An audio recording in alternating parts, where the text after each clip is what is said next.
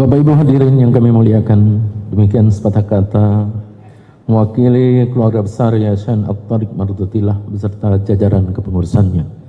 Terima kasih kami sampaikan kepada Al-Mukarram Al-Ustaz Kiai Haji Kiai Agus Ahmad Nawawidenci Al-Hafiz.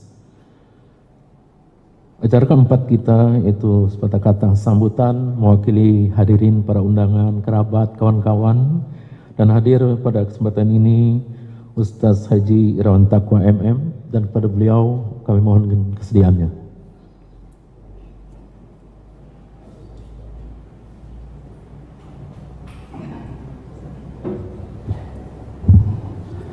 Bismillahirrahmanirrahim. Assalamualaikum warahmatullahi wabarakatuh. Alhamdulillahilladzi taqaddasat anil isbah zatuh wa tanazzahat an musyabahatil amsali sifatuh wal wahid la min qillah wa huwal mawjud la min illah ihsanahu ma'ruf wa daiman ma'ana. Allahumma salli wa sallim wa barik ala sayyidina Muhammad nurikal sari wa midadikal jari wajma'na bihi fi kullil atwar wa ala alihi wa sahbihi ya nur. Alhamdulillahi rabbil alamin. Yang sama-sama kita muliakan Kiai guru kita Kiai Haji Nawawidenci Al-Hafiz, Ustaz Somad, ini semua santri beliau, Ustaz. Jadi ini yang di depan kita ini para hafiz-hafiz, Ustaz. Jadi beliau sudah banyak mencetak para hafiz ya, dari pesantren Al-Quran ya. Masya Allah. Ini di depan kita ini para pemegang-pemegang Al-Quran semua. Mudah-mudahan kita bisa berkumpul di surganya Allah Subhanahu wa Ta'ala. Amin. Ya Rabbal Alamin. Mohon maaf, mungkin di sini lebih banyak yang lebih pantas untuk menyampaikan sambutan sebagai tamu, tapi Haji Budi ini makso. Ji kataku banyak yang lebih pantas Ji yang mengucapkan selamat dari tamu nih. Ada Habib, ada Ustaz-Ustaz. Ngapa kita nih yang disuruh kan? Tidak pantas. Ya, mohon maaf bila nanti dalam sambutan ini tidak mewakili mungkin para ilmuwan, para cendekiawan, alim ulama. Mohon dimaafkan. Hamba yang dari sini hanya menyampaikan terima kasih Pak Budi. Kami diundang di masjid ini. Kami mendoakan ya, mudah-mudahan Pak Haji Budi dan sekeluarga dirahmati oleh Allah Subhanahu wa Ta'ala. Beliau ini orang baik ya. Saya kenal betul. Pernah kami umroh ke Mesir dan Aqsa ya, selama 14 hari bersama Kiai juga. Beliau ini orang muhsin ya. Tidak hanya di sini di Indonesia, kemarin di Masjid Aqsa beliau titipkan juga sedekah untuk Palestina ya. Langsung diberikan kepada Imam Masjidil Aqsa ya. Kita doakan beliau selalu dirahmati oleh Allah Subhanahu wa Ta'ala. Rezekinya diluaskan oleh Allah Subhanahu wa Ta'ala. Anak-anaknya dijadikan anak-anak yang saleh dan salihah, hafiz dan hafizah. Apalagi beliau ini bangun masjid ya, insya Allah semakin dicintai oleh Allah Subhanahu wa Ta'ala. Yang lebih penting lagi, beliau cinta dengan para ulama ya. Masya Allah, ini bukan ulama beliau, dan tidak banyak yang tahu beliau ini salah satu yang betul mensupport dakwah-dakwah para ulama ya. Tidak usah kita sebutkan, banyak, saya menjadi saksinya ya.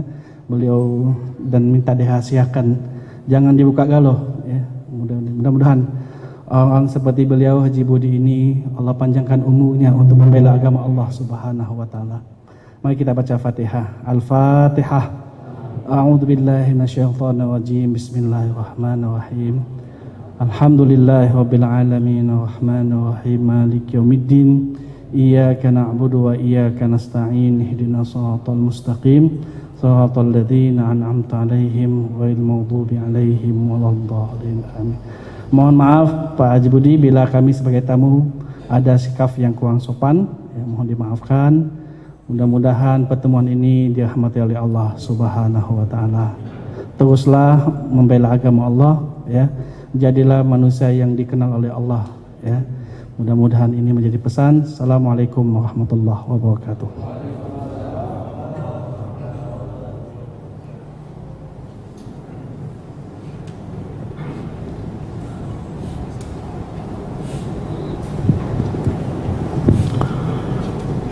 Bapak Ibu hadirin para undangan yang kami muliakan, demikian sepatah kata mewakili Bapak Ibu hadirin para undangan.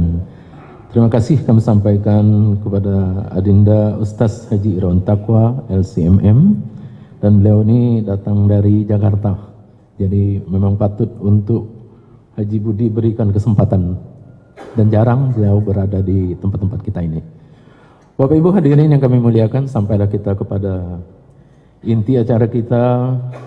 Mari sama-sama kita dengarkan arahan, nasihat, saran untuk kemajuan dan masa depan Yayasan At-Thariq Mardotilah, khususnya Masjid At-Thariq Mardotilah ini.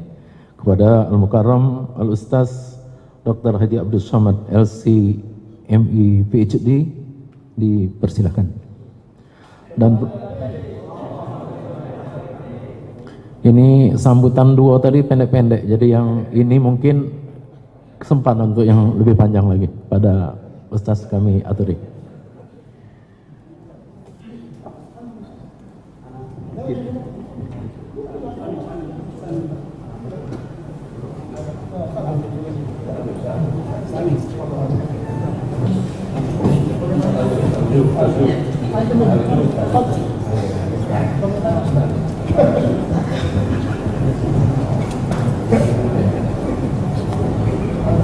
Bismillahirrahmanirrahim. Assalamualaikum warahmatullahi wabarakatuh. Bersyukur kepada Allah dengan mengucapkan alhamdulillahi rabbil alamin. Berselawat kepada Rasulullah dengan ucapan Allahumma salli ala Sayyidina Muhammad wa ala ali Sayyidina Muhammad.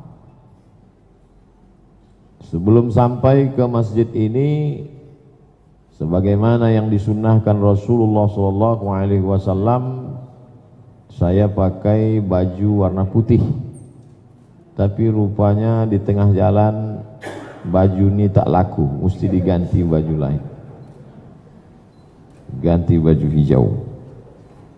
Sebelum sampai kemari, identitas manusia itu dikenali dari pakaiannya.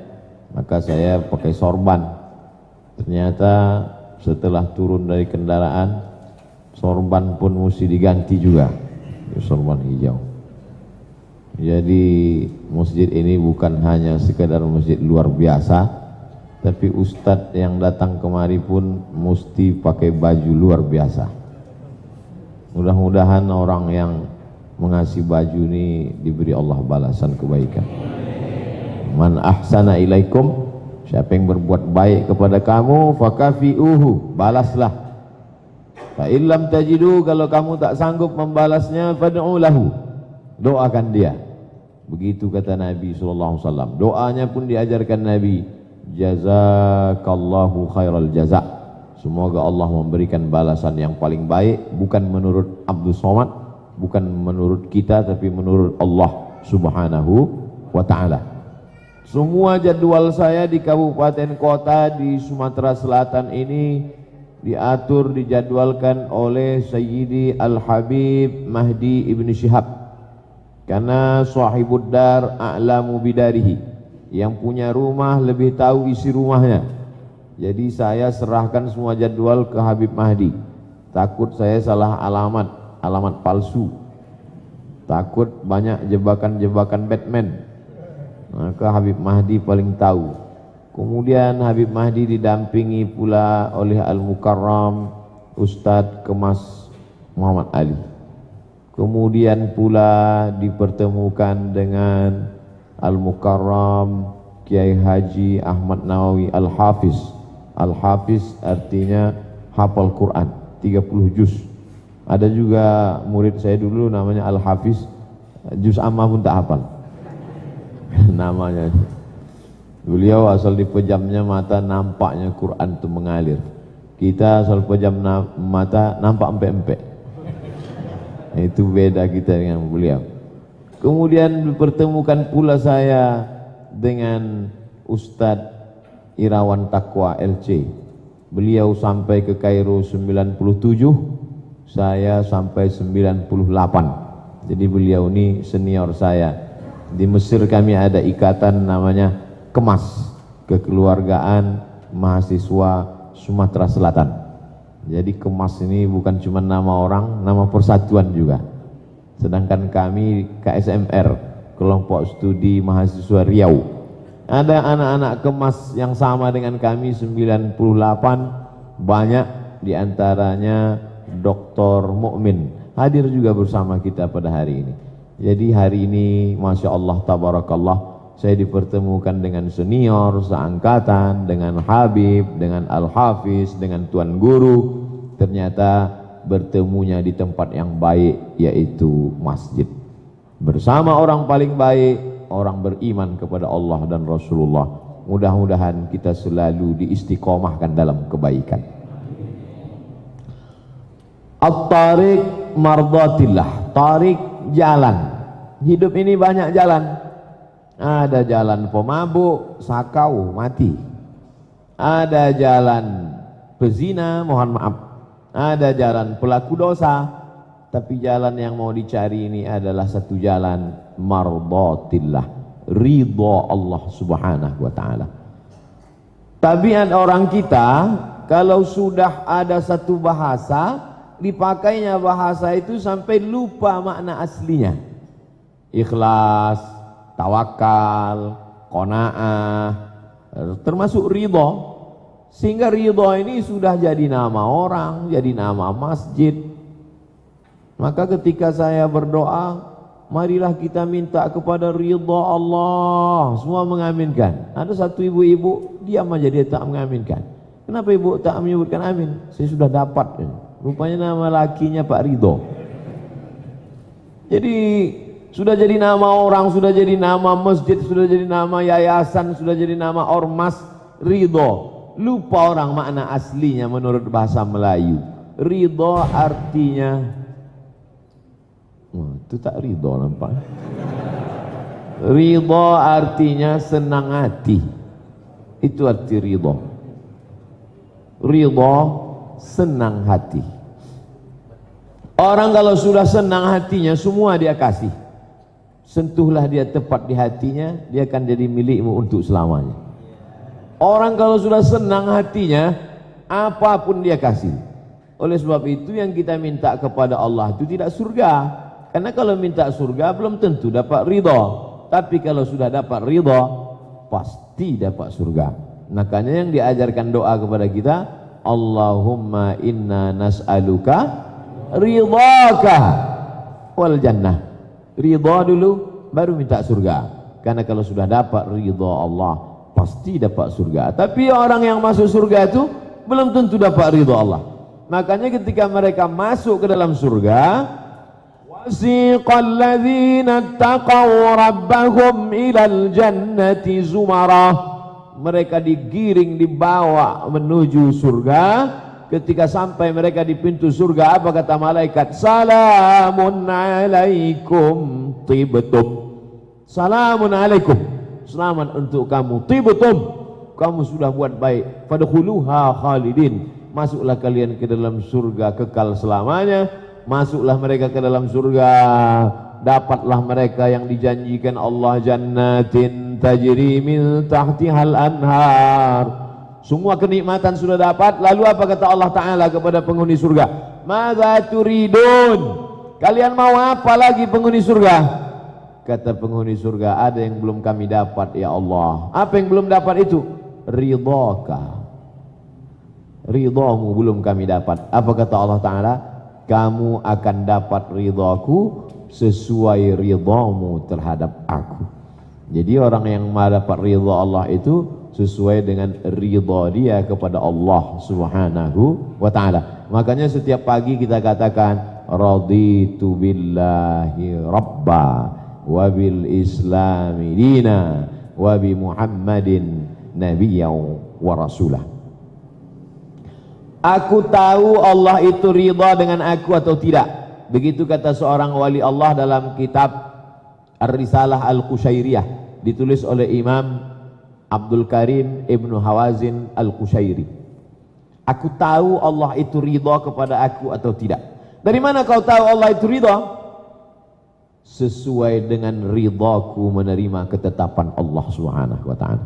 Jadi kita tahu Allah itu ridha kepada kita atau tidak sesuai dengan ridhonya kita menerima ketetapan Allah Subhanahu wa taala. Kalau sudah cerita tentang ridha ini pasti orang udah tertebak tuh Pak Ustadz, pasti isinya ridha menerima takdir, ridha sakit, ridha kecurian barang hilang, ridha. Seringkali orang di Indonesia menyebut ridha ini ikhlas. Ya udahlah, ikhlaskan aja. Tak tepat. Yang tepat itu ridha. Adapun ikhlas itu adalah ikhlas beramal karena Allah, ikhlas sholat karena Allah, ikhlas haji karena Allah. Itu baru ikhlas. Adapun menerima ketetapan Allah bukan ikhlas, tapi ridha. Lapang hati menerima apapun yang ditakdirkan Allah Subhanahu wa taala. Mudah-mudahan kita ini termasuk orang yang ridha menerima itu. Meninggallah anak laki-laki Nabi SAW dari perempuan bernama Maria Al-Qibtiyah, umurnya 18 bulan. Menetes air mata Nabi. Menengok air mata Nabi menetes, apa kata sahabat?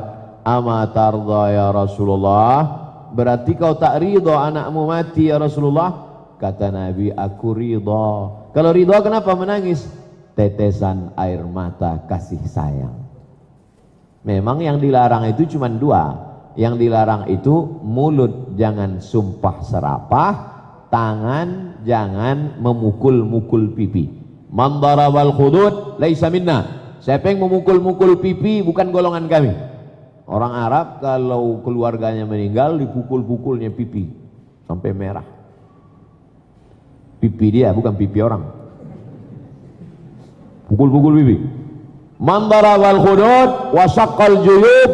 Siapa yang memukul-mukul pipi, merobek-robek kantong, bukan umat Muhammad SAW.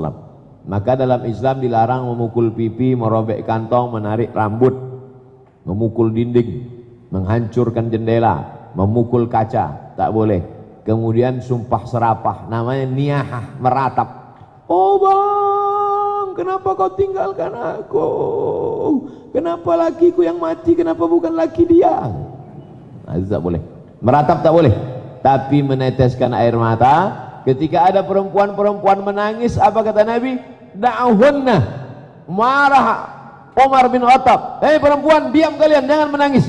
Kata Nabi SAW, da'uhunna, biarkan mereka, hai Abu Bakar, hai Umar, karena memang air mata tak bisa ditahan. Yang dilarang itu adalah meratap, niyahah. Siapa yang meratap bukan golongan Nabi SAW. Ridha selalu dikonotasikan ridha menerima takdir, mati, sakit, terbakar, hilang. Tapi ada ridha yang lebih tinggi. Apa dia? Ridha membagi hidup ini untuk Allah lebih banyak daripada untuk diri sendiri. Nah, ini yang jarang dikaji orang. Selalunya marilah kita ridha menerima takdir Allah. Man lam yardha biqada'i, siapa yang tidak ridha menerima takdirku, walam yasbir bi balai, tidak sabar menerima bala yang kutimpakan, falyatlub rabban siwaya, carilah Tuhan selain aku. Tak sabar kau menerima ujianku, cari Tuhan selain aku. Mana ada Tuhan selain dia? La ilaha illallah.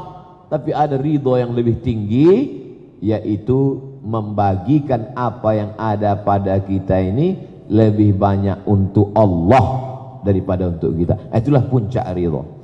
Akal ini kalau 100 isi akal ini, yang dipakainya untuk dia cuma 10, yang 90 dipakainya untuk Quran. Itulah puncak ridha. Nah, itulah para al-hafiz tadi.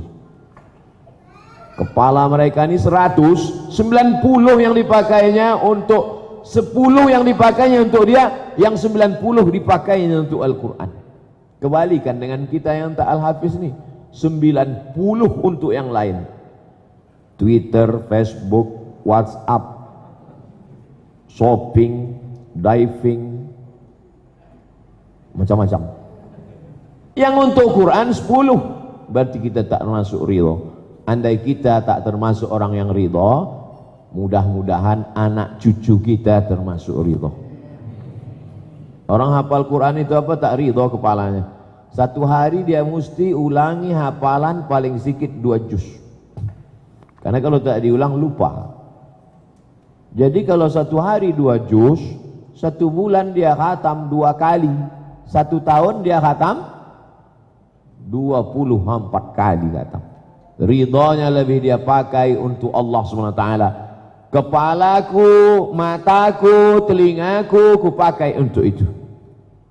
Ada yang lebih kuat lagi daripada itu, ridho masalah harta. Harta ini banyak, tapi ridho dipakai untuk membangun rumah Allah Subhanahu wa ta'ala. Nah, inilah yang susah. Kebanyakan orang ini kena penyakit namanya bakhil, bin pelit, bin medit, bin kedekut, bin banyak nasabnya yang hafal. Oleh sebab itu ini belum termasuk dalam ridha. Nah, ada keridha. Ridha itu letaknya di mana? Ridha itu letaknya di hati. Kalau sudah ridha di hati, maka tangan memberi. Kalau sudah ridha di hati, maka mulut tak mengungkit-ungkit. Kalau sudah ridha di hati, maka mata tak tajam memandang. Kalau masih belum ada ridha di hati, maka tangan pun memegang. Dipegang surat tanah itu sampai lapuk. Nantilah Pak Ustadz bersedekah setelah agak tua sikit. Yakburu bunu Adam. Manusia ini kalau makin tua, yang lain melemah. Kaki melemah, mata melemah, telinga melemah, tenaga melemah. Tapi ada yang 2 tetap kuat. Apa dia? Hubbul mal, makin cinta harta, wa karahiyatul maut, takut mati. Jangan sangka, ini banyak orang nyangka, nantilah sedekah Pak Ustadz, kalau sudah nikah ini nabung dulu. Udah nikah mikirkan anak. Nantilah Pak Ustadz kalau anak udah kuliah mikirkan kerja. Nantilah kalau anak sudah kerja Pak Ustadz, udah kerja mikirkan nyogok masuk PNS. Nantilah Pak Ustadz kalau anak ini sudah nikah, makin susah mikirkan cucu menantu. Nantilah Pak Ustadz sudah pensiun. Iya kalau malaikat maut datang sudah pensiun. Jadi sedekah ini dididik dari mulai kecil. Anak-anak sekolah mulai menyisihkan uang jajannya 1/3 untuk sedekah. Dari kecil terlonjak-lonjak, sudah besar terbawa-bawa, sudah tua terubah tidak. Begitu kata orang Melayu, membiasakan diri. Maka muncullah ungkapan Allah bisa karena terbiasa. Oleh sebab itu ridho yang paling tinggi adalah mampu berbagi, yang paling kuat cinta kepada harta. Makanya dalam Islam itu diajarkan jihad.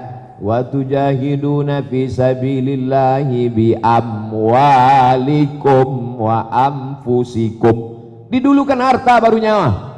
Padahal orang mengatakan lebih sayang nyawa daripada harta Pak Ustaz. Tidak. Kata Allah dalam Quran, bi amwalikum, harta kamu, wa anfusikum, baru nyawa. Saya tak percaya Pak Ustaz, saya lebih sayang nyawa daripada harta.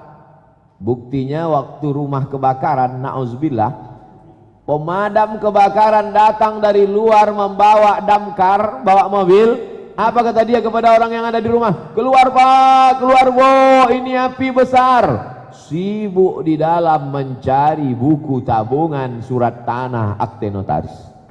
Itu menunjukkan orang lebih sayang harta apa nyawa? Harta. Makanya betul kata Allah Ta'ala. Makanya setiap selesai baca Quran itu kita katakan Shadaqallahul azim, Shadaqallahul azim.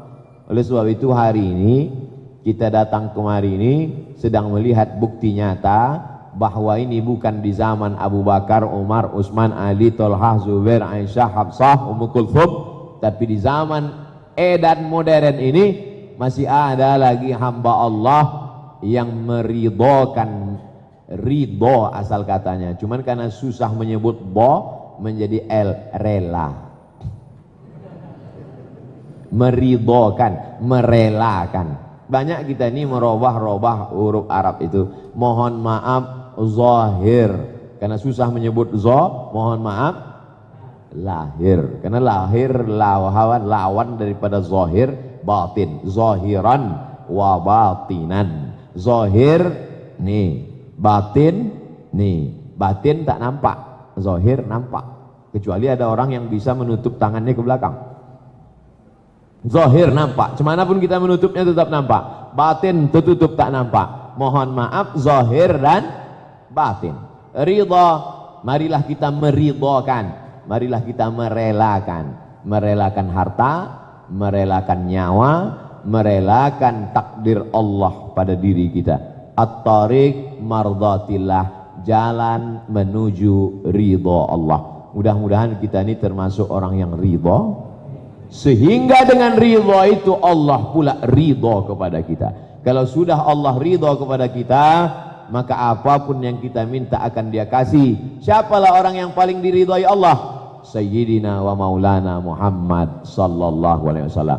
Apa kata Allah? Wala saufa yu'tika rabbuka fatardah. Fatardah, karena engkau ridha ya Muhammad, apapun yang kau mau dikasih Allah subhanahu wa ta'ala. Nabi Muhammad SAW itu uniknya, lebih dulu pula Allah mengasihi dia, baru ridhonya disebut di ujung. Mestinya bunyi kalimat itu, karena kau ridha maka aku kasih kau apa yang kau mau. Tapi apa kata Allah? Wala saufa yu'tika rabbuka fatarda. Apapun yang kau mau dikasih Allah subhanahu wa ta'ala. Andai Nabi Muhammad minta bukit Uhud itu berubah jadi emas, berubah, tapi dia tak mau. Kenapa dia tak mau? Karena dia mau umatnya ini berpikir rasional. Kakinya berdarah, giginya patah, pelipisnya pecah. Mana Muhammad itu katanya hebat. Nabi itu mau kita berpikir sebagai manusia biasa. Kalau lah Nabi itu kakinya tak berdarah, giginya tak patah, pelipisnya tak pecah, orang akan ngomong, iyalah dia Nabi.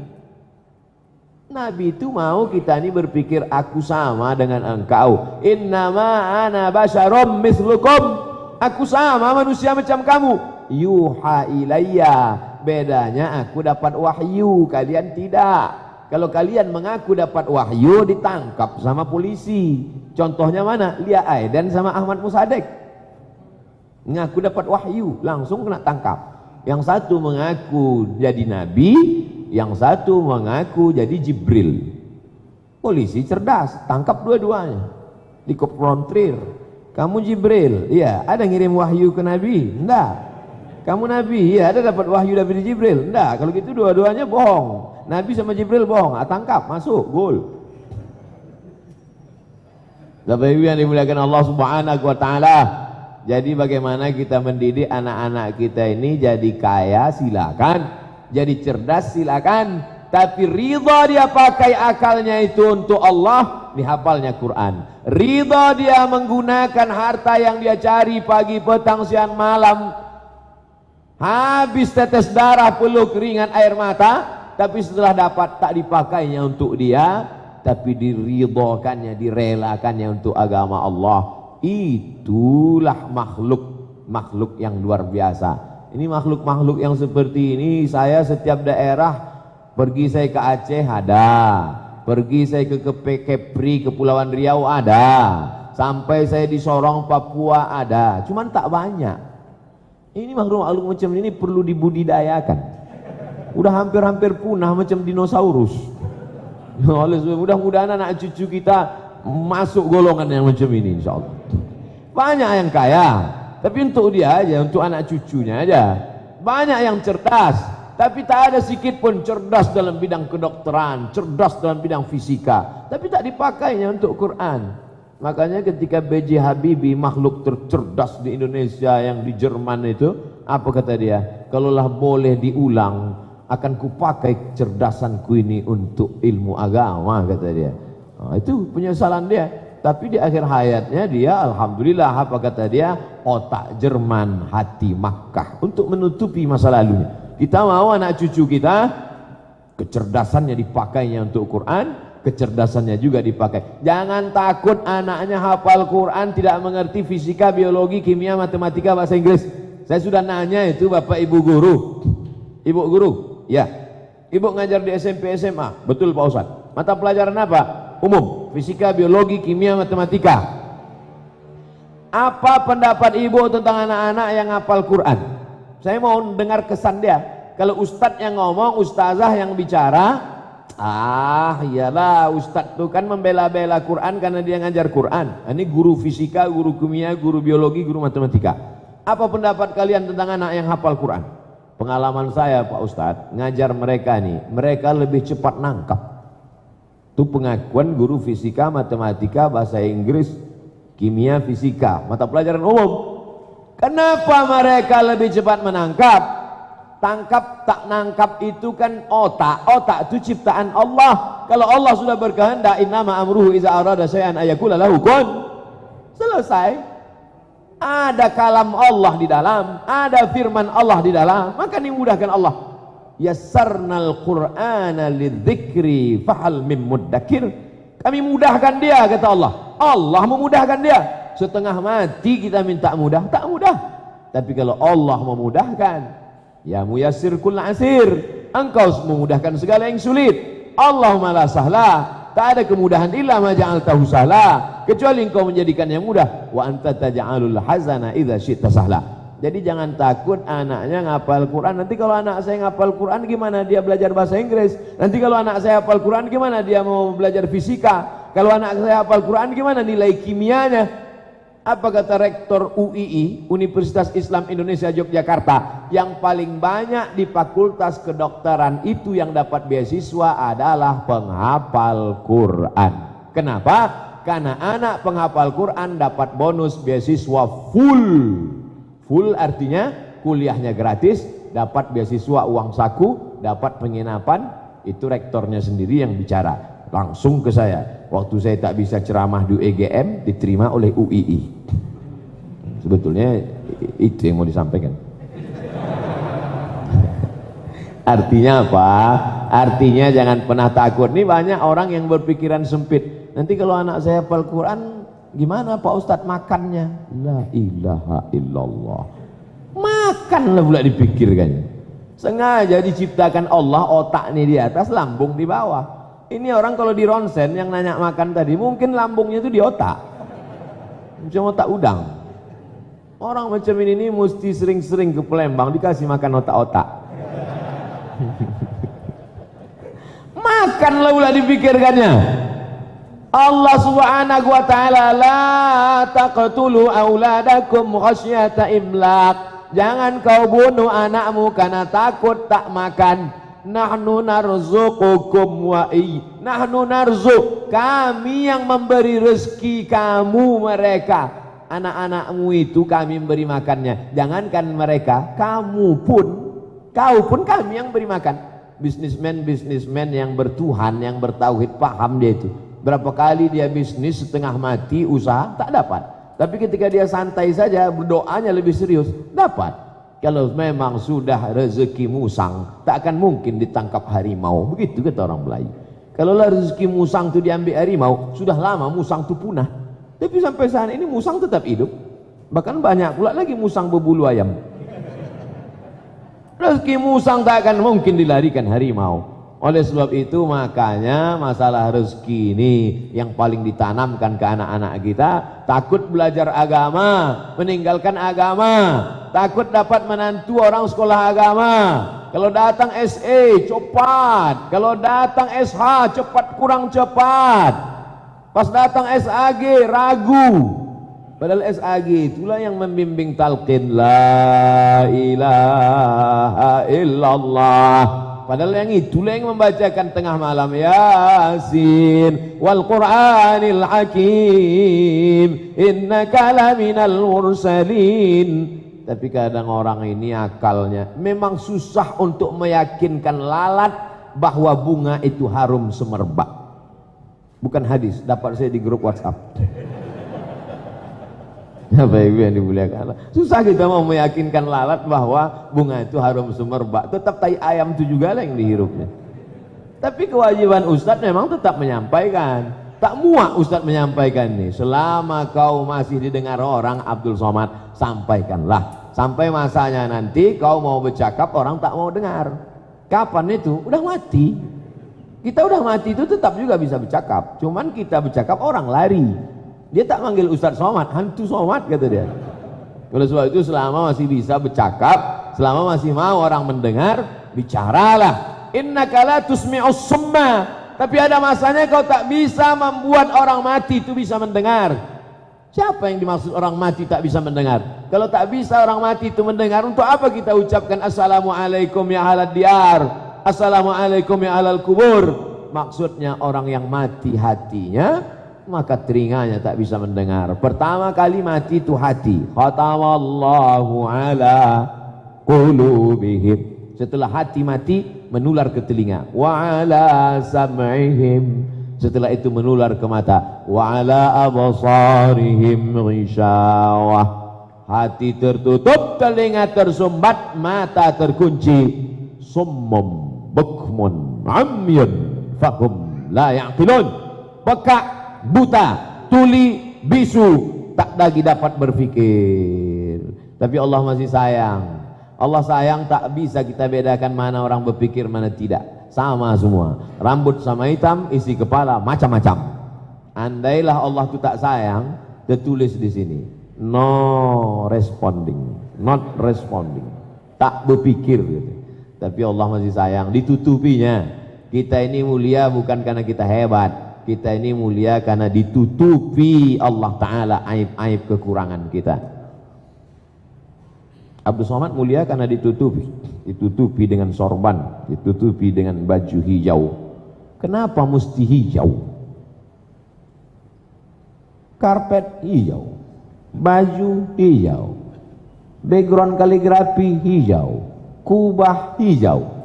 Karena dalam Quran disebut pakaian penghuni surga itu sundusin khudrin wa istabrak, kain sutra berwarna hijau.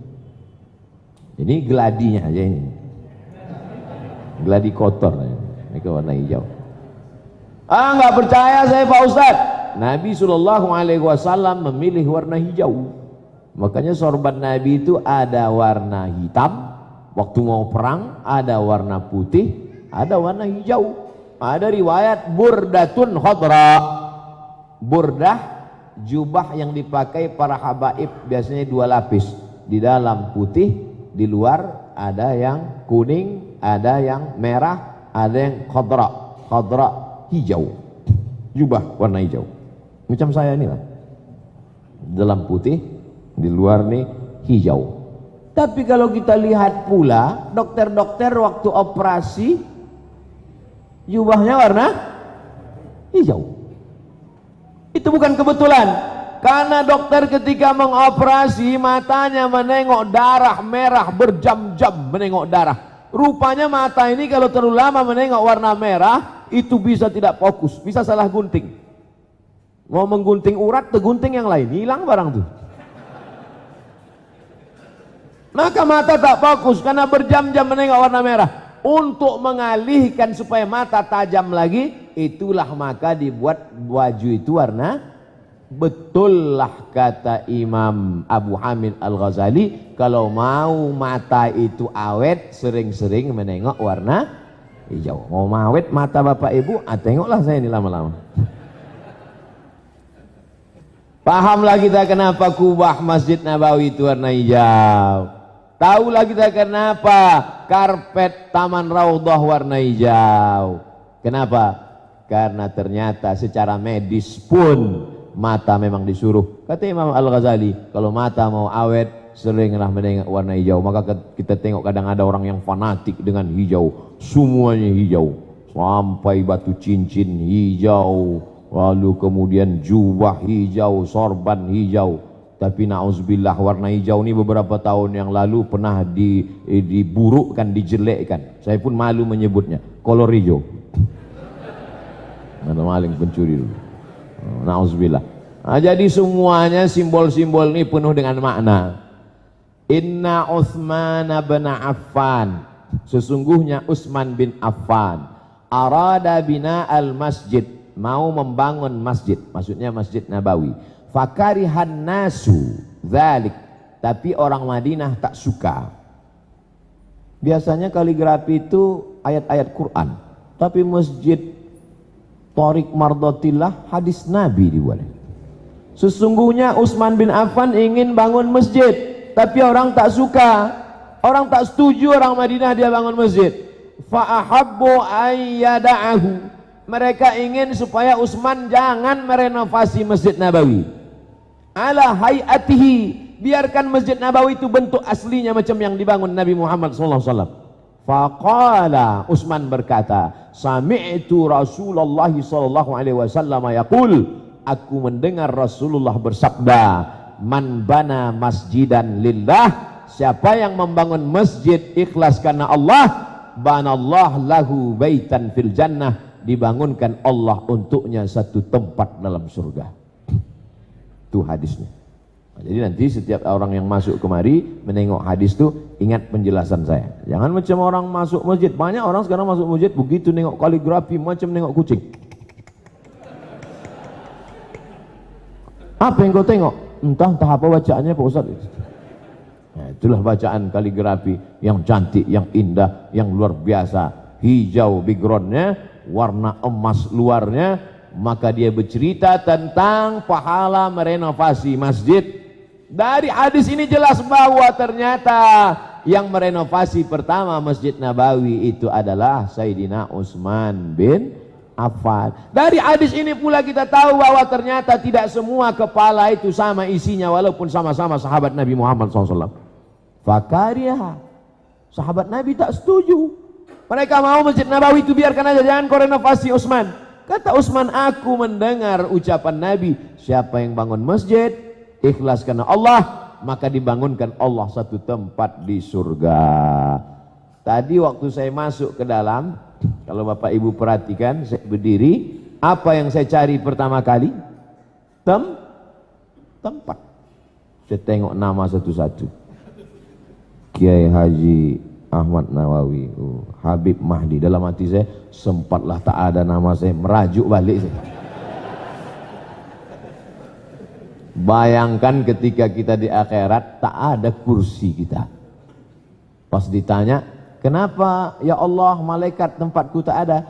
Karena kau tak bangun masjid. Makanya setiap kita ini mesti berniat dalam hati, sebelum aku mati aku mesti bangun masjid. Cuman kadang orang kan bangun masjid buatnya nama dia. Masjid apa namanya itu? Masjid As-Somad. Yang bangun siapa? Abdul Somad. Tapi masjid ini tidak. Kesampingkan ego, kesampingkan nama. Apa nama masjid? Masjid At-Tariq Mardatillah, mencari ridha Allah Subhanahu wa ta'ala. Mudah-mudahan kita termasuk orang yang mampu mengesampingkan nama besar, mengesampingkan Ustaz Somad tuh ngomong aja mengesampingkan nama di Instagram, dia aja bergaya di situ. Itu untuk show aja. Untuk ngapai buzer-buzer itu, biar jangan apa kali dia. Bapak Ibu jamaah yang dimuliakan Allah Subhanahu wa ta'ala. Oleh sebab itu maka dalam hidup ini macam-macam kadang kita diuji Allah Ta'ala. Diuji dengan sakit, sabar. Diuji dengan hilang, sabar. Diuji dengan mati, sabar. Diuji dengan harta, mabuk. Banyak yang mabuk macam ikan sungai dimasukkan ke laut. Mabuk miang, gatal tak tentu arah. Macam orang tak pernah berkutu, kata orang Melayu. Bingung, semua mau dibeli. Semua mau pergi ke mall, menengok ada iklan sepatu 25 juta, dibeli sama-sama tokonya sekalian. Inilah orang yang tak tahu tujuan hidup.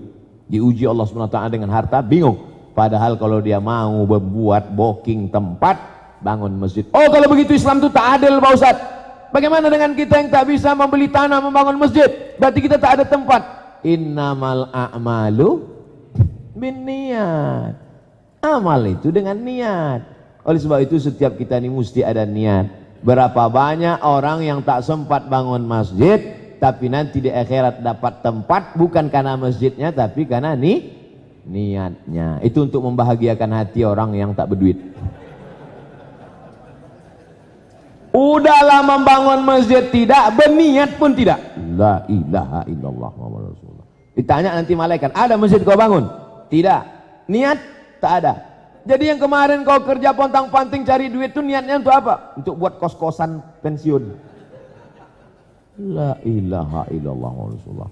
Alhamdulillah Pak Ustaz, saya persiapan sudah pensiun ini, sudah saya siapkan 100 pintu kos-kosan Pak Ustaz. Supaya nanti saya agak tenang lah sedikit. Dari mana duitmu? Gaji kau aja 3,5 juta sebulan. Banyak Pak Ustadz, uang tunjang, uang sundul, uang sikut, uang tanduk. Betapa hidup yang sementara dari azan ke sholat. Lahirnya diazankan hayya 'alas shalah, matinya disolatkan. Antara azan ke sholat, sholat sunat qabliyah, itulah hidup. Di situ pula lah dia memakan yang haram, mengambil yang haram. Hidup ini singkat, brother. Tapi efek yang akan kau terima kalau salah-salah, silap-silap, khalidina fiha abada. Saudaraku dimanapun kau berada, dari Sabang sampai Papua, kalau jalan-jalan ke Pulau Sumatera, jangan lupa singgah ke Palembang, mampir ke Masjid At-Thariq Mardatillah.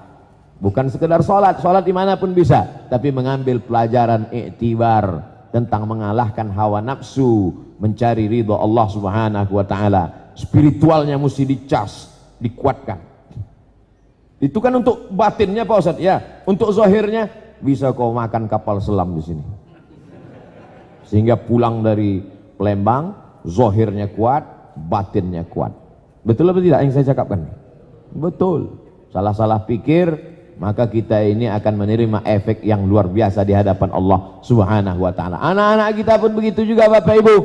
Bapak Ibu bawa anaknya kemari, ingatkan pada mereka, nak, nanti kau sebelum mati bangun masjid macam ini. Aku ingin mengalir pahalamu, mengalir juga ke kuburku.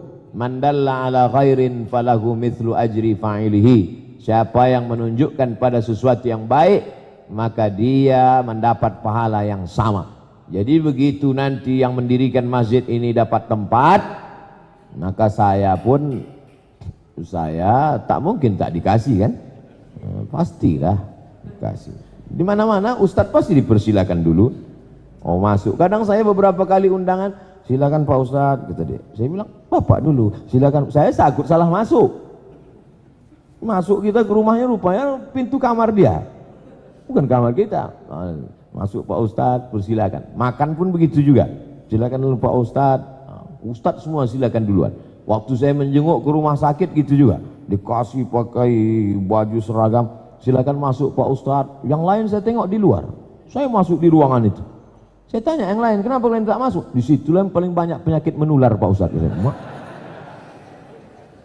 Rupanya ruang karantina. Bapak Ibu yang dimuliakan Allah Subhanahu wa ta'ala. Oleh sebab itu maka kemuliaan ini tidak hanya sekedar bangun masjid. Setelah fisiknya dibangun, bagaimana dengan isinya? Berapa banyak masjid yang sudah dibangun megah. Wa masajiduhum amirah. Masjid mereka megah, bangunannya cantik, ukirannya luar biasa. Wa hiya kharabun minal huda. Tapi tak ada hidayah di dalam. Kenapa tak ada hidayah di dalam? Tidak dipikirkan siapa imamnya, siapa muazzinnya, siapa ustadznya, siapa ngisi pengajiannya. Tapi alhamdulillah masjid ini tidak hanya fisiknya, ada 3 kiai profesor yang memang ditaja, diprogramkan untuk mengisi isinya di dalam. 2 sudah mendahului kita, tinggal Kiai Asobah 1. Jadi ini pelajaran penting. Setelah masjid dibangun, bagaimana imamnya, bagaimana ustadz yang mengisi pengajiannya. Ini banyak kadang-kadang kalau kita sholat di masjid pinggir jalan, kalau kita sedang musafir, dia azan, dia iqamat, dia imam, dia juga membersihkan lantai, dia juga menggosok lubang WC. Ghairil maghdubi alaihim waladdallin. Amin. Ijazah. Entah mana za, entah mana Allah, entah mana za, entah mana ja. Peka telinga kita dalam. Selesai sholat tak sabar rasanya kita mau salam. Assalamualaikum warahmatullahi wabarakatuh. Kenapa dia bisa maju ke depan? Kata yang sebelah, aku tak tahu, aku musafir juga. Tanya ke sebelah gini, kenapa dia bisa maju? Untung dia maju Pak, kalau dia tak maju udah lama masjid ini tak diisi orang. Imam tak lulus fit and proper test. Alhamdulillah, saya yakin dan percaya ini tidak akan terjadi di Masjid Thariq Mardatillah. Kenapa? Karena ada Al-Hafiz, ada Qori internasional. Bukan Qori kaleng-kaleng. Dikumpulkan semua kori-kori internasional di dunia ini, menang beliau. Andai ada musabaqah dunia akhirat, menang juga beliau. Nah, kan itu. Nah, itu menjadi imamnya. Maka tak ragu kita sedikit pun anak-anak kita akan mengaji. Ini sengaja dibuat di atas. Supaya apa? Nanti ketika pengajian penuh, Covid ini berlalu, laki-laki semua di bawah, perempuan di atas, supaya tak campur aduk, supaya fokus, supaya pengajian itu penuh barokah karena tak ada ikhtilat, bercampur aduk, supaya jamaah yang muda-muda lebih fokus menengok ustadz, tidak menengok ustadz kejap. Ustadz pun lebih fokus pula matanya, tak menengok ke satu arah aja. Tapi saya tidak, saya ini udah tua, udah tak nampak saya lagi. Saya udah tua, mata tak nampak, tak bisa lagi saya bedakan mana anak gadis, mana nenek-nenek, sama aja udah semua. Pengajian ini habis pengajian hilang, asal habis pengajian hilang, asal habis pengajian hilang, sehingga banyak ulama-ulama habaib-habaib kita tak berkesan lagi, anak cucu tak bisa menengok. Alhamdulillah direkam. Makanya nanti setelah peresmian sholat pertama, buka kajian ini, kajian pertama, ada rekamannya tercatat. Saya pun tak ragu sikit pun tentang merekam kajian ini. Kenapa? Jangankan kajian rekam, per menit, per detik pun ada rekamannya. Masjid ini sejak berletakan batu pertama, sekian hari, sekian bulan, sekian menit, sekian detik. Wah, itu. Jadi tak ragu kita sedikit pun. Jadi nanti ada bank data. Kajian pertama, kajian subuh, kajian zuhur, kajian asar, kajian menjelang berbuka puasa, kajian iktikaf malam, sehingga nanti panjang umur sehat badan muncul TV Thoriq Mardotillah. Maka video-video itu sudah menjadi bahan kita. Kita mesti berpikir ke depan, ada radio Thoriq Mardotillah, ada TV Thoriq Mardotillah. Jangan TV ada, bahan tak ada. Kenapa demikian? Sudah ada pemancarnya, sudah ada tiangnya, sudah ada parabolanya, bahan tak ada. Ini tak, bahan sudah ada. Launching TV Thoriq Mardotillah. Akan kita putar ceramah yang pertama, almarhum Abdul Somad. Saya mau ngetes saja, pas saya sebut almarhum ini kira-kira jamaah ini sedih atau tidak? Ketawa pula jamaah itu. Padahal waktu TV itu ada, nanti belum tentu saya mati duluan. Bapak Ibu yang dimuliakan Allah Subhanahu wa taala, kita mesti berpikir bukan sekarang 2020, tapi 2040, 2050. Yang menikmati itu siapa? Anak cucu kita insyaallah. Anak saya datang dari Pekanbaru, jalan-jalan sama kawan sekolahnya, sama kawan kampusnya, kawan sepupunya. Mana yang dicarinya? Dulu ayahku ada meresmikan masjid Thoriq Mardotillah, dicarinya kemari. Itulah makanya mau saya ke masjid itu meresmikan masjid, karena pasti jadi. Adapun diajak saya meletakkan batu pertama, tolong janganlah buat lagi. Alhamdulillah orang Palembang mengamalkan ini, mengamalkan ceramah saya ini. Ini buktinya ceramah saya ini didengar dan diamalkan di Palembang. Pagi tadi Masjid PLN, Masjid Nurul Ikhwan, pemencetan tombol oleh Abdul Somad. Pede kita. Saya pencet. Sudah bersuara terbuka, saya tengok rupanya tangan Pak GM belum sampai. Astagfirullah. Mestinya kan serentaklah berdua. Saking semangatnya. Masuk pula ke masjid Thoriq Mardotillah. PD bukan main. Rasa sultan-sultan Melayu zaman dulu. Pakai baju hijau. Tahu Bapak Ibu bagaimana rasanya pakai baju hijau nih? Panas.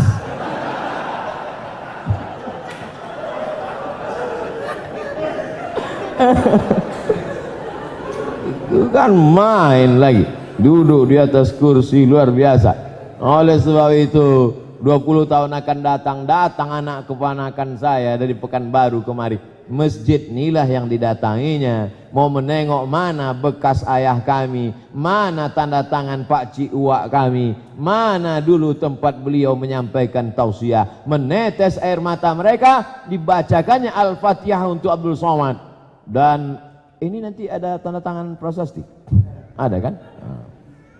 Ditengok, setiap yang menengok mau masuk ditengoknya. Abdul Somad untuk almarhum Abdul Somad, Al-Fatihah gitu. Jangan baca sekarang. Jadi ini bukan seremonial. Banyak orang sekarang, apa itu seremonial? Di balik seremonial itu ada dakwah, di balik seremonial itu ada pelajaran. Kalau sekedar membeli batu tanda tangan, siapapun bisa. Bapak-bapak yang ingin betul nanti nengok tanda tangan, balik dari sini beli batu tanda tangan sendiri. Ustaz Somad kau bisa tanda tangan, aku pun bisa 10 batu tanda tangan juga. Tapi ada cerita di balik itu. Itulah dakwah, itulah pelajaran. Pelajaran tak terbatas di ruang kelas, pelajaran tak terbatas di kampus, pelajaran tak terbatas di atas pena tinta. Man salaka tariqan, siapa yang melewati suatu jalan, yaltamisu fihi ilman, di jalan itu dia mencari ilmu, mendapat ilmu, sahalallahu lahu bihi tariqan ilal jannah, dimudahkan Allah Ta'ala lah jalan dia menuju surga. Jadi semua, dari mulai warna baju, dari mulai kaligrafi, dari mulai yang indah, di masjid ini kemanapun mata jamaah menghadap bernilai ibadah. Andai capek, lelah, telentang dia di masjid ini, telentang, tetap juga bernilai zikir. Ya Rahman, Ya Rahim, Ya Malik, Ya Quddus, Ya Salam, Ya Mu'min, Ya Muhaimin, Ya Aziz. Ada lengkap semua. Pas pula nama saya di depan saya, itu dia. Pas, bukan saya buat-buat, pas di depan saya itu. As-Somad. Lampunya cantik, lampunya indah, Masya Allah, luar biasa. Kadang-kadang di beberapa masjid nih, banyak juga saya tengok masjid itu bagus lampunya, tapi tak hidup. Luar biasa. Oleh sebab itu tak ada kurangnya sedikit pun. Kalaupun agak kurang sedikit, kurang dingin aja lah. Itu pun karena kita ramai ini kan ramai. Oleh sebab itu ke depan tak ada kurang sedikit pun. Insya Allah anak-anak kita akan belajar baca Quran dari mulai Iqra, A'a, Bata, Babata, Tabatasa sampai kepada tajwid, idgham, ikhfa, qalqalah, ghunnah, bila ghunnah. Min qablikum la'allakum, membaca dia dengan suaranya yang bagus. Kalau suara kau bagus nak, datang kau ke masjid At-Tariq Mardatillah, belajar kau di sana bagaimana nahawan, soba, jaharkah, ras, bagaimana lagunya. Tapi kalau suara kau tak bagus nak, datang juga kau ke masjid sana belajar kaligrafi yang cantik-cantik. Suaramu bagus, belajar. Suara tak bagus, tulisan bagus. Suara tak bagus, tulisan tak bagus, pergi kau ke sungai. Saudara yang dimuliakan Allah, anak-anak kita itu tak ada yang tak punya bakat. Bakat dia bagus-bagus semua, tinggal kita mengarahkan dia. Ini masjid ini dibangun bukan untuk kita, kita udah selesai. Kita udah selesai dengan dunia ini. Tapi untuk generasi masa depan, generasi Palembang, Sumatera Selatan, generasi Republik Indonesia. Kalaulah begini dibuat di seluruh Indonesia, di kota-kota, insya Allah Indonesia ini akan tetap menjadi baldatun thayyibatun wa rabbun ghafur. Jangan berkecil hati tuan-tuan guru, kita resmikan masjid ini jamaahnya tak ramai. Jamaah ramai tak penting. Yang penting video kita ini akan ditonton orang dari mulai Brunei Darussalam, Malaysia, Singapura menonton ini. Semua yang subscribe menonton. Itu sebetulnya pesannya. Jangan lupa subscribe, comment, like, and share. Waktu mereka tonton, ditengoknya. Di mana ini ya? Oh, dari bunyi-bunyinya di Palembang. Nama masjidnya Tariq Mardatillah. Ditengoknya lah, di sud ada gambar. Oh, cara membuat mimbarnya bagus begini, cara melihat bangunannya begini.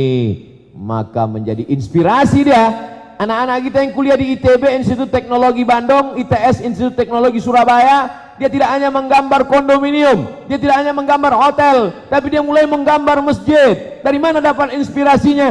Dari Masjid Tariq Mardatillah. Man sanna fil islami sunnatan hasanatan. Siapa yang membuat suatu tradisi yang baik, falahu ajruha, dia dapat pahalanya. Wa ajru man amila biha, dan orang lain yang melakukannya mengalirlah pahalanya. Semua yang berkontribusi dari mulai menggambar masjid ini, membuat ukiran-ukirannya, kaligrafinya, lampunya, tata cahayanya, suara mikrofonnya. Banyak juga kadang pengalaman saya ceramah di masjid itu tak jelas suara. Ustadz Somad, kalau Ustadz ceramah di masjid-masjid, sampaikan kepada pengurus, yang paling penting di masjid itu 80% sound system. Pesan Pak Yusuf Kala waktu jumpa dia. Dia kan Ketua Dewan Masjid Indonesia, DMI. Betul tuh Pak, pengalaman saya ceramah, masjid cantik, pas giliran ceramah, takbir. Jamaah, wah, habis itu apa kata Ustaz? Entah apa, pokoknya aku tengok dia semangat, aku semangat pula. Tapi selama saya ceramah ini jelas suara saya kan? Kadang ada juga model mikrofon ini jelas ke telinga Ustaz, tak jelas ke telinga jamaah. Ada satu model lagi jelas ke telinga jamaah, tak jelas ke telinga Ustaz. Maka keluar urat leher Ustaz itu. Tapi saya di sini jelas ke telinga saya dan jelas ke telinga jamaah. Ini yang paling penting. Maka dari tadi saya tengok tak ada jamaah ini mengantuk menguap. Itu hebatnya orang Palembang ini, sehat-sehat dia. Apa tak sehat? Makan ikan, ikannya mati sekali. Di tempat lain ikan itu mati sampai 5 kali. Dari air ke sampan sekali, dari sampan ke pasar 2 kali, dari pasar ke kulkas 3 kali, dipanaskan ke minyak jelantah 4 kali. Oleh sebab itu maka anak-anak kita tidak hanya sekedar bergizi, berkualitas, tapi juga ke depan dia punya cita-cita. Selesai mendengar tausiah ini, sampaikan kepada anak menantu cucu sahabat. Setelah itu tanya dia, apa cita-citamu nak? Kalau kata dia, cita-citaku sebelum mati aku ingin membangun masjid, berhasil tausiah hari ini. Tapi kalau udah dengarkan ceramah, habis tanya dia, apa cita-cita kau nak? Jadi PNS katanya. Matilah kau nak. Bukan PNS itu hina. Ustadz ngejek PNS mentang-mentang Ustadz udah keluar, bukan. Mesti ada anak umat Islam yang jadi PNS, karena kalau tidak kita yang mengisi, siapa yang mengisi dalam, betul? Tapi menggantungkan hidup bercita-cita, berapa pengangguran yang akan dicetak, dan kalau tak lulus stres depresi. Itu maksud saya, dia mesti menjadi entrepreneur, dia mesti menjadi entertain syariah, dia mesti menjadi pengacara. Saya tidak mau, tak setuju saya dengan umat Islam yang diajak pengajian, zikir, salawat, habis itu cerita mati. Ayolah kita mati. Politik-politik ini jahat. Ekonomi ini hanya melupakan kita pada Allah. Habislah diambil orang. Politik harus digenggam, ekonomi harus digenggam, tapi dia bukan tujuan. Dia hanya jalan. Kalau kau punya kekuasaan, bangun masjid. Selama kau jadi bupati, wali kota, gubernur, berapa masjid yang kau bangun? Berapa Islamic Center yang kau bangun? Selama kau jadi bisnismen orang kaya, berapa kau buatkan sekolah tahfiz gratis? Oh, ini makin lama makin semangat nih. Makin lapar makin menggelegar. Emang luar biasa pengaruh baju baru ini memang.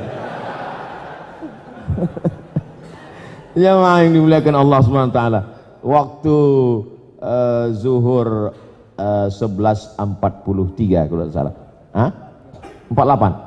Nah, kita ada waktu lebih kurang 10 menit untuk berwudu. Untuk sebenarnya bahan saya udah habis, itu aja. Untuk siap-siap berwudu, menertibkan.